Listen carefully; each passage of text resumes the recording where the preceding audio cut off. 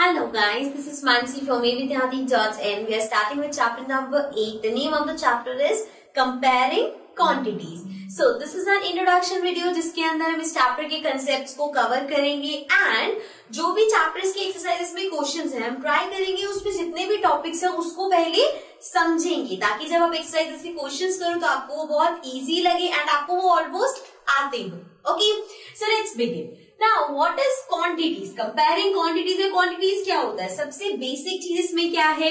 जैसे कि हमारे पास हम छोटी क्लास से करते हुए आ रहे हैं, मीटर्स में कुछ गिवन है कन्वर्टेड इनटू सेंटीमीटर्स, या किलोमीटर में गिवन है मीटर्स में कन्वर्ट करो, सेंटीमीटर में है मीटर्स में कन्वर्ट करो. So this is comparison. Also with time, hours में गिवन है उसको मिनट्स में कन्वर्ट करो, या रुपीज के साथ दे सकते हैं रुपीज में चीज मिली है पैसे में कन्वर्ट करो. सो ये होते हैं सारे कन्वर्जन और we can also see them comparing. Right now अब ये जो कंपैरिजन में हम याद करते हैं कि 1 kilometre equals to how many metre, 1 metre equals to how many centimetre, 1 centimetre equals to how many millimetres. So इसका कोई एंड ही नहीं है, ये बहुत सारे हैं. तो इसको लर्न करने के लिए हमें बेसिक सी लाइन बताते हैं जो कि हमने पहले भी डिस्कस करी हुई है. So the line is King Harry died, mother didn't. Now we have less space, so I'm writing it here. Cry much. अब यहां पे जो ये लाइन है King Harry died, mother didn't cry much. अब इसमें आपको सिर्फ फर्स्ट लेटर पे फोकस करना है. Like we have K. So K stands for kilo. Then we have H. H stands for hectare. Then we have D. D stands for deca.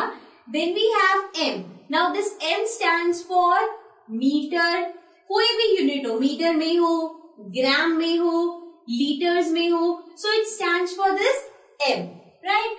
Then we have D, which is for deci. Then we have C, which is for centi, and then we have M, which is for milli. Right? अब जो हम लोग ज्यादातर जिस type के questions आते हैं या जो ज्यादातर रिपीट होते हैं that is kilo. Then we have metre, gram, litre, ये तो बहुत बेसिक है. Then centimetre, millimetre. सो ये जो मैंने सर्कल करे ये ज्यादातर रिपीट होते हैं. अब इसके बाद आपको ये तो पता चल गया कि यहाँ पे ये ऐसे ये हमें याद हो जाएगा कि एच वगैरह जो भी है लाइन से याद हो गया. अब इसका यूज क्या है, इसको हम यूज कैसे करेंगे? देखो किलो सबसे बड़ा होता है, मिलीमीटर सबसे छोटा होता है, तो ये बड़े से छोटे पे जा रहे हैं. राइट? अब सब में 0-0 का गैप है या फिर आप कह सकते हो 10-10 का गैप है. सो आपको ये याद रखना है कि जब आप बड़े से छोटे पे जा रहे हो, फॉर एग्जाम्पल अगर आप किलो से या कह सकते किलोमीटर से मीटर पे जा रहे हो तो आपको डिवाइड करना है. सिमिलरली अगर आप छोटे से बड़े पे आ रहे हो, लाइक फॉर एग्जांपल मिलीमीटर से किलोमीटर पे आ रहे हो, तो आपको करना है मल्टीप्लाई. अब देखो, अब ये जरूरी नहीं है कि हमेशा आप इस एंड से उस एंड पे भी जाओगे, बीच में भी बहुत कुछ हो सकते हैं. हो सकता है आप मीटर से किलोमीटर में आ रहे हो सकता है आप मीटर से मिलीमीटर में जा रहे हो, या सेंटीमीटर से मीटर में आ रहे हो, तो कहीं भी आगे पीछे हो सकता है. बस आपको ये देखना है कि आप बड़े से छोटे पे आ रहे हो या छोटे से बड़े पे जा रहे हो. अगर आप सेंटीमीटर से मीटर पे आ रहे हो तो आप छोटे से बड़े पे आ रहे हो. जब भी छोटे से बड़े पे आ रहे हो तो मल्टीप्लाई होगा, जब भी बड़े से छोटे पे जाओगे तो डिवाइड होगा. ठीक है?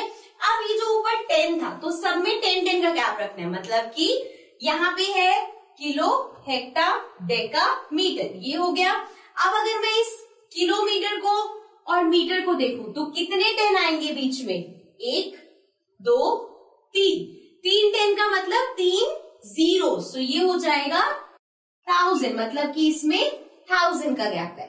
ओके, अब इसको और अच्छे से समझने के लिए सबको लिखे रहने देते हैं, क्वांटिटीज पे आते हैं. जैसे कि इसको रख करते हैं, याद रखना है बड़े से छोटे पे और छोटे से बड़े पे जा रहे. अब समझ ऐसे आएगा, if I say 1 kilometre equals to dash metre. अब बताओ 1 किलोमीटर में कितने मीटर है? सो 10, 10, 10, 3 बार 10 10 10 मतलब 1000, ठीक है। ये मल्टीप्लाई, क्योंकि बड़े से छोटे पे जा रही हूं, ठीक है ना। देन उसके बाद है अगर 1 metre equals to dash centimetre, तो 1 मीटर में कितने सेंटीमीटर है? इस m से यहां 10, फिर यहां से यहां 10, 10 10 100, सो ये हो गया 100, राइट। अगेन बड़े से छोटा है, multiply. Then we have, if I go from centimeter to millimeter, if I say 1 centimeter equals to dash millimeter, so अब बताओ सेंटी से मिली तक का डिफरेंस 10 का है, सो ये आ गया 10, ठीक है। अभी भी बड़े से छोटे पे गए, अब इसका ही रिवर्स कर दो, छोटे से बड़े पे, मतलब कि 1 metre equals to how many kilometre. अब मीटर छोटा है किलोमीटर से, छोटे से बड़े पे आ रहे हो, ये अभी भी 1000 ही रहेगा, बिकॉज इनके बीच का गैप तो उतना ही है, but this will B 1/1000 because divide हो रहा है, छोटे से बड़े पे आ रहे हो। सिमिलरली अगर 1 मिलीमीटर से आप सेंटीमीटर पे आना चाहते हो, तो सेंटीमीटर और मिलीमीटर का गैप 10 ही है, लेकिन यहाँ छोटे से बड़े पे आ रहे हो तो 1/10 हो जाएगा, right. So this was about these quantities जो कि बहुत ज्यादा यूज होती हैं, जैसे कि जो मेन हमने डिस्कस करी, kilo, then metre, gram, litre, then we have centimetre और सेंटीलीटर जो भी है, एंड देन मिली, ठीक है। इसके बाद अब इसको रफ कर लेते हैं। So, इन क्वांटिटीज के अलावा भी जो नॉर्मल क्वांटिटीज है, दो तरह की, एक तो होता है टाइम बेस्ड। टाइम बेस्ड में क्या होती है? 1 डे इक्वल्स टू, एक दिन में कितने घंटे होते हैं? 24 आवर्स। सो हो सकता है आपको गिवन है 6 डेज को 6 डेज को आवर्स में कन्वर्ट करो, सो इसका कंपैरिजन आपको पता होना चाहिए कि एक दिन में कितने आवर्स होते हैं। देन 1 आवर इक्वल्स टू, एक घंटे में कितने मिनट्स होते हैं? 60 minutes. Similarly 1 minute is equals to 60 seconds. So ये हो गई कुछ क्वांटिटीज जो हमें कन्वर्जन में याद रखनी है। इसके अलावा एक और है which is based on money, which is 1 rupee equals to 100 paise. So 1 rupee में 100 पैसे, okay. So this was about the quantities जो कि हमें चेंज करनी पड़ेंगी। Now let's come to the next topic. Now our next topic is based on the questions जो कि आते हैं। सो लेट्स सपोज आपके पास क्वेश्चन आया है जिसमें आपको गिवन है कि 10 पेन्स की कॉस्ट 90 रुपीज है। सो व्हाट इज गिवन कि 10 पेन्स की कॉस्ट 90 रुपीज है, एंड आपसे पूछा है कि 15 पेन्स की कॉस्ट बताओ। अब पता क्या है आपको कि 10 पेन इतने के हैं, तो आपको 15 पेन्स के बताने हैं। अब 10 से 15 आना इज नॉट दैट इजी, लेकिन अगर मैं आपको एक पेन की कॉस्ट बता दूं तो क्या 15 पेन की कॉस्ट निकाल सकते हो? जैसे कि इससे अलग एक लेते हैं कि एक पेन 10 रुपीज का है। अब अगर मैं आपसे पूछूं 15 पेन कितने के हैं, तो बहुत इजीली बता सकते हैं, 150 इंटू 10 कर देंगे, मतलब कि 150 रुपीज। सो इससे हमें पता चला कि अगर हमें एक चीज का प्राइस पता होगा तो हम ज्यादा का निकाल सकते हैं। तो जब भी इस तरह के टाइप के क्वेश्चन आएंगे, आपको हमेशा पहले एक की कॉस्ट निकालनी है। अगर एक की आ गई तो आप ज्यादा की निकाल सकते हो। अब अगेन आपको वो याद करना है कि जब हम ज्यादा चीज से कम चीज पे आते हैं तो होता है डिवाइड, और जब हम कम चीज से ज्यादा चीज पे जाते हैं तो होता है मल्टीप्लाई, राइट। सो अब आप यहाँ पे 10 पेन की कॉस्ट है, 10 से 1 पे आ रहे हो, सो कॉस्ट ऑफ 10 पेन्स। अब 10 पेन की कॉस्ट आपको पता है 90 रुपीज है, आप आ रहे हो कॉस्ट ऑफ 1 पेन। सो एक पेन की कॉस्ट निकालने पे आ रही, तो क्या होगा? डिवाइड। डिवाइड क्या होगा? 10 पेन की कॉस्ट अपॉन 10, राइट। सो 0 से 0 cancel, this is 9। This means कि एक पेन 9 रुपीज का है, राइट। सो 1 पेन की अब कॉस्ट आपके पास आ गई। Now we find the cost for 15 pence. अब 15 पेंस की कॉस्ट कैसे निकालोगे? अभी हम आए थे 10 से 1 पे, ज्यादा से कम पे आए, डिवाइड किया। अब हमारे पास 1 की कॉस्ट है 15 की निकाल रहे हैं, मतलब कम से ज्यादा पे जा रहे, तो होगा मल्टीप्लाई। पर अब मल्टीप्लाई 9 इंटू 1 तो नहीं होगा, 1 की कॉस्ट 9 है, जितने की निकालनी है उससे कर दो multiply, right. So 15 into 9 will be, इसको मल्टीप्लाई करके देख सकते हैं, 15 into 9, so 9 into 5 is 45, then 9 into 1 is 9, 10, 11, 12, 13, so we have 135, means कि आपके पास 15 पेंस की कॉस्ट होगी 135। एंड इस टाइप के क्वेश्चंस अलग अलग वे में बहुत सारे आने वाले हैं, तो आपको हमेशा ध्यान रखना है कि जब भी आपको ज्यादा का गिवन है, ज्यादा का ही निकालना है, तो हमेशा 1 की पहले निकालना। ओके, 1 की कॉस्ट या 1 का जो भी दे रखा होगा, 1 स्टूडेंट का, जैसे अगर मान लो 10 स्टूडेंट्स की इतनी फीस आई, 1 स्टूडेंट की फीस निकालोगे तभी 50 की निकाल पाओगे, ठीक है। सो ये ध्यान रखना, जब भी ऐसा होगा पहले 1 की देन ज्यादा। Okay, so now let's come to the next topic. Now our next topic is percentage, जिसका साइन ये है। अब परसेंटेज का वैसे एक्चुअल मीनिंग अगर आप देखोगे ना, तो वो बनता है पर 100, मीन्स परसेंटेज मीन्स पर 100 ऑफ एनीथिंग। अभी परसेंटेज आपने डे टू डे लाइफ में बहुत सुना होगा, जैसे उसकी 40% मार्क्स आए, उसकी 60% अटेंडेंस है, तो ये परसेंटेज वर्ड हम बहुत बार यूज करते हैं। अब इस चैप्टर में परसेंटेज के किस टाइप के क्वेश्चंस आएंगे, let's see. So one thing can be conversion. So अभी जो हम समझेंगे वो है कन्वर्जन, मतलब कन्वर्ट करना। जैसे कि if I give you a fraction and उस फ्रैक्शन को आपको कन्वर्ट करना है परसेंटेज में, राइट। सो अगर आपके पास फ्रैक्शन है, लेट्स सपोज 1/4, और इस फ्रैक्शन को आपको कन्वर्ट करना है परसेंटेज में। किसी भी फ्रैक्शन को परसेंटेज में कन्वर्ट करने के लिए सबसे इजी वे है मल्टीप्लाई बाय 100। सो मल्टीप्लाई कर देना है आपको 100 से। सो दिस विल बी से कट कर सकते हैं, 4 इंटू 2 से कट करते हैं, this is 2, this will be 50, again 2, 25। So this means 1/4 is equals to 25%। So आपके पास कोई भी फ्रैक्शन हो, अगर उसे परसेंटेज में कन्वर्ट करना है, सो मल्टीप्लाइड बाय 100, राइट। नेक्स्ट आता है, जैसे ये फ्रैक्शन को परसेंटेज में किया है, ऐसे ही अगर आपको डेसिमल को परसेंटेज में करना है, सो डेसिमल को परसेंटेज में करना है। Let's take an example 2.1। अब 2.1 डेसिमल नंबर है, इसको परसेंटेज में करना है, तो कैसे करेंगे?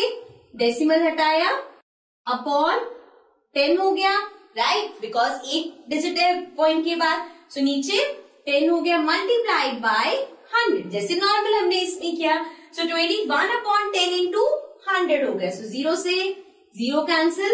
Now 21 into 10 will be 210%। Okay, so अगर आपको फ्रैक्शन को या डेसिमल को परसेंटेज में करना है, तो फ्रैक्शन के लिए डायरेक्ट उसे मल्टीप्लाई कर देंगे हम 100 से। डेसिमल में पहले पॉइंट हटाएंगे, देन मल्टीप्लाई करेंगे 100 से, तो इस तरह से हम उसे परसेंटेज में कन्वर्ट कर सकते हैं। So let's come to the next topic. So now we discuss about, अभी हमने देखा कि आपके पास अगर फ्रैक्शन या डेसिमल है तो आप उसको परसेंटेज में कन्वर्ट करोगे। अगर इसका उल्टा कर दे, मतलब कि आपको परसेंटेज गिवन है और परसेंटेज को आपको या तो डेसिमल में कन्वर्ट करना है या फ्रैक्शन में कन्वर्ट करना है। सो लेट्स सी हम वो कैसे करेंगे। सो अगर आपको गिवन है 12%, now you have to convert this 12% into either fraction और डेसिमल। सो इस 12% को, यहाँ जो परसेंट है, इस परसेंट को हम कर देंगे अपॉन 100, मतलब कि ये हो जाएगा 12/100। जब हम यहाँ से डेसिमल या फ्रैक्शन से परसेंटेज पे आते हैं तो मल्टीप्लाई 100 होता है। जब परसेंटेज से डेसिमल या फ्रैक्शन में जाते हो तो अपॉन 100 हो जाता है। सो इसको कट करते हैं, 2 के टेबल से कट कर सकते हैं, this will B 6, this will be 50, फिर से 2 के टेबल से कर सकते हैं, this will B 3, this will B 25। अब 3 और 25 फर्दर कट नहीं हो सकता, दिस इज अ फ्रैक्शन, सो हमने यहाँ परसेंटेज को फ्रैक्शन में कन्वर्ट किया। सिमिलरली अगर आपको डेसिमल में कन्वर्ट करना है तो कुछ नहीं करना, डायरेक्ट इसको डिवाइड कर दो, वो डेसिमल में हो गया। So if I have 25 divided by 3, so this will B 25 into 0, 0, this will B 3, point लगा देंगे 30 हो जाएगा। सो 25 इंटू 1 इज 25, बचा 5, साथ में 0, 2, 50. So this means 0.2n or we can say 0.12. So this means कि आप परसेंटेज को डेसिमल और फ्रैक्शन में कन्वर्ट कर सकते हो by dividing this number by 100. Okay? So now let's come to the next topic. Now our next topic is percentage of anything. इसका क्या मतलब है? Percentage of anything means कि आपके पास अगर कोई क्वेश्चन है, let's suppose कि आपको दिया हुआ है फाइंड 20% ऑफ 250, राइट? अब आपको बताना है 250 का 20% कितना होगा। तो 250 का 20% कैसे फाइंड करेंगे? देखो 20% को I can write it as 20/100. Remember हम जब परसेंटेज को फ्रैक्शन में करते हैं तो अपॉन 100 कर देते हैं। सो 20/100 ऑफ का मतलब मल्टीप्लाई 250 से मल्टीप्लाई। सो 0 से 0 कैंसिल, 0 से 0 कैंसिल, बचा 25 into 2. So 25 into 2 is 5 into 2 10, 2 into 2 4 plus 1 5, मतलब कि 50.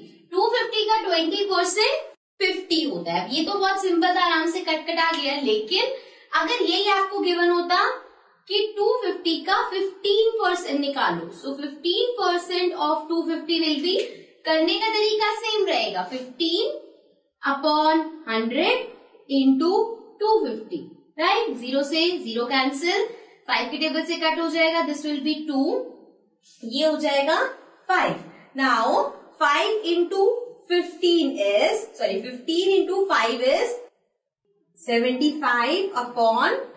15 into 5 75/2. अब उसको पॉइंट में निकालना पड़ेगा, मतलब डेसिमल में। 2 को डिवाइड करेंगे हम 75 से, we'll get 2 into 3 6, this will be 5 1. So 2 into 7 14, 1 point लगाया 0 5 10. So this means 37.5, मतलब कि 250 का 15% होगा 37.5. ओके, सो ये बात करी हमने कि किसी भी चीज की परसेंटेज निकालना, जैसे इतने का इतना परसेंट क्या होगा, सो वो। अब इसमें एक और तरह का क्वेश्चन आता है विच इज, अभी तो आपको गिवन था कि इतना आपको क्वांटिटी गिवन है, इस क्वांटिटी का इतना परसेंट निकाल के दे दो। अब अगर ऐसे आ जाए दैट 5% ऑफ इट इज 600, अब इसका मतलब क्या है, पहले क्वेश्चन समझना। 5% ऑफ इट गिवन नहीं है किसका 5%, लेकिन किसी भी नंबर या क्वांटिटी का 5% 600 आएगा। अब किसका 5% आए ये आपको फाइंड करना है, तो कैसे करोगे? लेट्स सपोज ये जो इट है इसको ले लेंगे हम x, सो 5% ऑफ, अब 5% ऑफ किसका, x का कितना है 600. अंडरस्टैंड? इस तरह से क्वेश्चन ज्यादा आएंगे एज कम्पेयर टू दिस। सो उसमें आपने x रिलेट कर लिया, अब x फाइंड करोगे तो ये 600 एज इट इज मल्टीप्लाई, ये वहां पे आके इसका रेसिप्रोकल हो जाएगा, सो 100/5, राइट? सो ये कैंसिल कर देंगे, 5 into 1 5, दिस विल बी 1 2 0, सो ये आ गया 12,000, मतलब 12,000 का 5% 600 होता है। ठीक है, सो इस तरह के क्वेश्चंस आ सकते हैं, बहुत अच्छे से आ सकते हैं, तो बहुत अच्छे से इसको तैयारी भी करना। Okay, let's come to the next topic. So percentage के अंदर हमारा लास्ट टॉपिक है which is ratio to percentage. अब अगर आपको रेशियो में गिवन है, आपको उसे परसेंटेज में कन्वर्ट करना है। फॉर एग्जाम्पल 3:1 गिवन है। अब 3:1 रेशियो है, आपको बताना है इसका परसेंटेज क्या होगा, परसेंटेज रेशियो क्या होगा। सो 3 को हम लिख सकते हैं 3/4 एंड 1 को लिख सकते हैं 1/4। ये सब हमने रेशियो के टाइम पढ़ा हुआ है कि कैसे 4 कैसे आया, 3 + 1 करके। तो ये हो गया 3/4, ये हो गया 1/4। अब इस 3/4 और इस 1/4 को हमें परसेंटेज में करना है, which is a kind of fraction. तो फ्रैक्शन को कैसे करते हैं, 3/4 को किया into 100, राइट। सो ये हो गया 4, 2, 50, 2, 25। Now 25 into 3 is 75। सो ये 75% है बिकॉज मल्टीप्लाई बाय 100 किया है। ऐसे ही 1/4 है, into 100 कर दो। This is 2, 50, 1, 25। तो ये आ गया 25। मतलब अब क्या रेशियो हो गया परसेंटेज में, 75% रेशियो 25%। ओके, सो इस तरह से आप रेशियो को परसेंटेज में कन्वर्ट कर सकते हो। So this was all about the topic percentage. Now let's come to the next topic. Now our next topic is cost. तो अब हम इसके जितने भी कंसेप्ट्स हैं उनको क्लियर करते हैं, क्योंकि एक्सरसाइज में आप क्वेश्चन आंसर्स तो करोगी, तो यहाँ पे कंसेप्ट्स क्लियर करना है ताकि वहां पे कंफ्यूजन ना हो। ओके, सो सबसे पहले इसके अंदर टर्म्स क्या क्या होती है। एक होता है हमारे पास कॉस्ट प्राइस। कॉस्ट प्राइस क्या होता है, मान लो कि मैं सेलर हूं, मैं कोई भी सामान बेच रही हूं। अब अगर मैं लेट्स सपोज मार्कर्स में सेल कर रही हूं, तो ये मार्कर्स अगर मुझे बेचने हैं तो मुझे भी तो कहीं से खरीदने पड़ेंगे, राइट। मैं भी तो किसी मार्केट से खरीद के ही बेचूंगी ना, चाहे वो होलसेल मार्केट हो या कुछ भी हो। सो मैं जो इस प्राइस पे परचेज कर रही हूँ, लेट्स सपोज ये मार्कर मैंने 10 रुपीज का परचेज किया, सो वो 10 रुपीज मेरी कॉस्ट प्राइस है। मतलब कि जिसपे जो शॉपकीपर है या जो सेलर है उसने परचेज किया वो, ठीक है। उसके बाद आता है सेलिंग प्राइस। सेलिंग प्राइस मतलब जिसपे हम सेल कर रहे हैं। जैसे कि अब मैंने ये मार्कर 10 रुपीज का परचेज किया, तो इसकी कॉस्ट प्राइस है 10 रुपीज। अगर इस मार्कर को मैं 15 रुपीज का आगे बेचती हूँ, तो वो जो 15 रुपीज है वो आ जाएगी सेलिंग प्राइस, वो है सेलिंग प्राइस। कॉस्ट प्राइस मतलब जितने पे, कॉस्ट प्राइस मतलब जितने पे हमने खरीदा, सेलिंग प्राइस मतलब जितने में हम बेच रहे हैं। ओके, अब इस सेलिंग प्राइस और कॉस्ट प्राइस के अंडर आता है लॉस और प्रॉफिट। सो अगर कॉस्ट प्राइस ज्यादा है सेलिंग प्राइस से, मतलब कि अगर ये मार्कर मैंने 10 रुपए का खरीदा और मैं इसे 5 रुपए में बेच रही हूँ, तो मैंने तो अपने 10 रुपए लगा दिए और मुझे क्या मिल रहा है बेच के 5 रुपए, तो मुझे क्या हो रहा है, लॉस। सो अगर आपका कॉस्ट प्राइस ज्यादा है सेलिंग प्राइस से, सो आपको होगा लॉस। सिमिलरली अगर आपका कॉस्ट प्राइस कम है सेलिंग प्राइस से, सो आप कॉस्ट प्राइस कम मतलब 10 रुपीज का मैंने परचेज किया, 20 रुपीज का आपको बेच दिया। मैंने 10 रुपए खर्चे थे, मुझे 20 रुपए मिल गए, तो मुझे प्रॉफिट हो गया। सो अगर कॉस्ट प्राइस सेलिंग प्राइस से कम है तो हमको होता है प्रॉफिट। ठीक है, ये टर्म समझ में आ गई, cost price, selling price, loss, profit. क्योंकि सिंपल बेसिक क्वेश्चंस होंगे उसमें हमें ये नहीं समझ आता लॉस हुआ है, प्रॉफिट हुआ है, सीपी क्या होता है, एसपी क्या होता है, तो वो कंफ्यूजन अब खत्म हो जानी चाहिए। इसके बाद ये जो लॉस और प्रॉफिट है, कभी कभी आता है आपको फाइंड करना है, let's suppose loss percentage. So loss percentage का फॉर्मूला होता है loss upon CP. CP is cost price. So loss upon cost price into 100। सो हमारे पास आ जाएगा लॉस परसेंटेज। सिमिलरली अगर आपको प्रॉफिट परसेंटेज निकालना है, सो वो होगा प्रॉफिट अपॉन, अब इसमें क्या गलती करते हैं कि अगर प्रॉफिट है तो अपॉन में सेलिंग प्राइस कर दो, नहीं, इसमें भी अपॉन में कॉस्ट प्राइस ही रहता है। मतलब कॉस्ट प्राइस आपका बेस है तो वो हमेशा अपॉन में रहेगा, सेलिंग प्राइस नहीं होता। ओके, सो इसी के बेस्ड आपके पास क्वेश्चन आएंगे, कहीं लॉस हुआ है, कहीं प्रॉफिट हुआ है, लॉस परसेंटेज निकालना है, प्रॉफिट परसेंटेज निकालना है। कभी ऐसा होगा प्रॉफिट लॉस गिवन है, आपको कॉस्ट निकालनी है, तो ऐसी बहुत सारे इसी टॉपिक से रिलेटेड क्वेश्चंस को घुमा फिरा के देंगे। अगर आपको ये चीजें क्लियर है, प्रॉफिट कब होता है, लॉस कब होता है, कॉस्ट प्राइस क्या है, सेलिंग प्राइस क्या है, तो आप आराम से क्वेश्चंस को कर सकते हैं। ठीक है, so let's come to the next topic. Now our next topic is about borrowing money. Now borrowing money means borrow करना क्या होता है, लेट्स सपोज आपको एक कार परचेज करनी है एंड उस कार के लिए आप बैंक से एक लोन लेते हो। लोन मतलब कि बैंक से आप पैसा उधार लेते हो। उधार मतलब कि आप बाद में उन्हें रिटर्न कर दोगे। अभी आपको पैसे चाहिए तो आपने बैंक से ले लिया, बैंक से भी ले सकते हो, किसी रिलेटिव से, फ्रेंड से, कहीं से भी। सो ये टॉपिक उसी के ही अराउंड रिवॉल्व करेगा कि इसके अंदर क्या क्या कंसेप्ट होते हैं। जैसे कि सबसे पहले हमारे पास होता है प्रिंसिपल। प्रिंसिपल क्या होता है? जितना अमाउंट बोरो किया है, so the amount borrowed, right. So वो होता है हमारा प्रिंसिपल कि हमने लेट सपोज किसी से 20,000 रुपीज लिए हैं।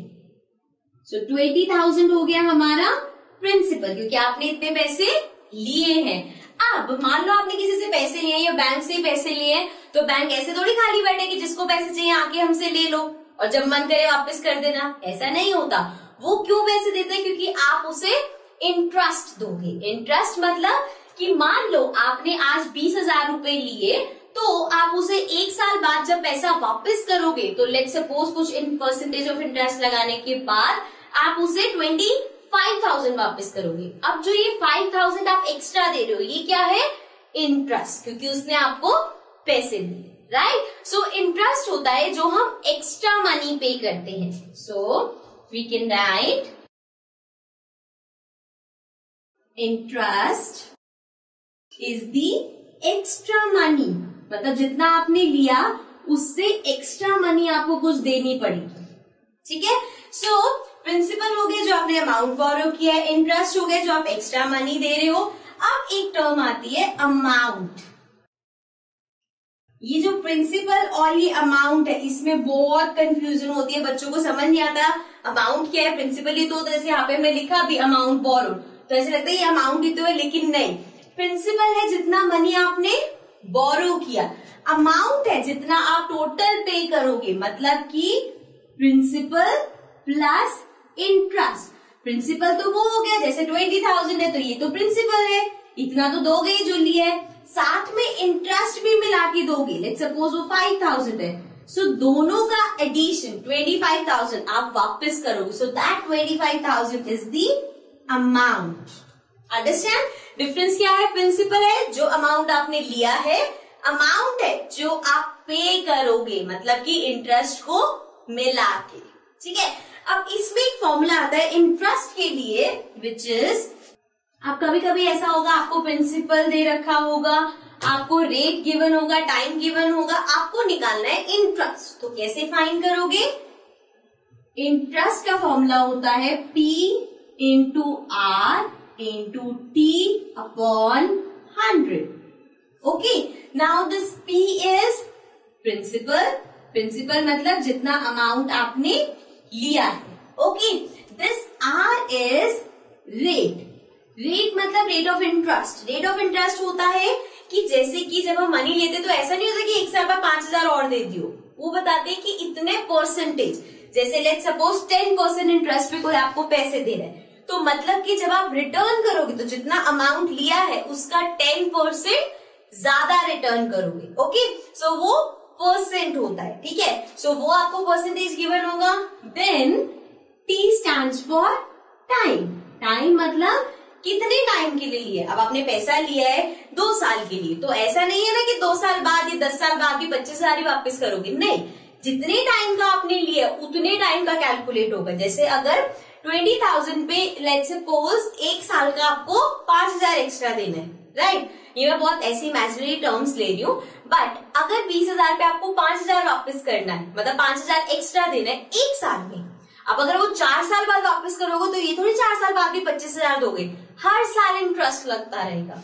इसीलिए यहाँ पे हम टाइम लेते हैं कि कितने टाइम के लिए आपने मनी बोरो करनी है। ओके, एंड अपॉन 100 तो है ही, इससे हम फाइंड कर लेते हैं इंटरेस्ट। सो इस चैप्टर में आपके पास सिर्फ ऐसे ही क्वेश्चंस आएंगे कि आपको इंटरेस्ट निकालना है, प्रिंसिपल निकालना है, रेट निकालना है, 4 चीजें गिवन होंगी, 1 निकाल लो, 3 गिवन होंगी, 1 निकाल लो, इस तरह से क्वेश्चंस आएंगे। Okay, so this was all about this chapter. इस चैप्टर के अंदर जो भी कंसेप्ट्स हैं, जिसके बेस्ड क्वेश्चंस है, वो हमने डिस्कस कर लिए हैं। आई होप आपको ये वीडियो अच्छे से समझ आ गई होगी। ऑल्सो अगर कुछ प्रॉब्लम्स है तो इस वीडियो को दोबारा देखो, अगर उससे ज्यादा प्रॉब्लम्स है तो नीचे कमेंट्स में मेंशन करो. Okay, so that's it for this chapter. I will be coming back again with the new chapter. Till then take care and bye bye.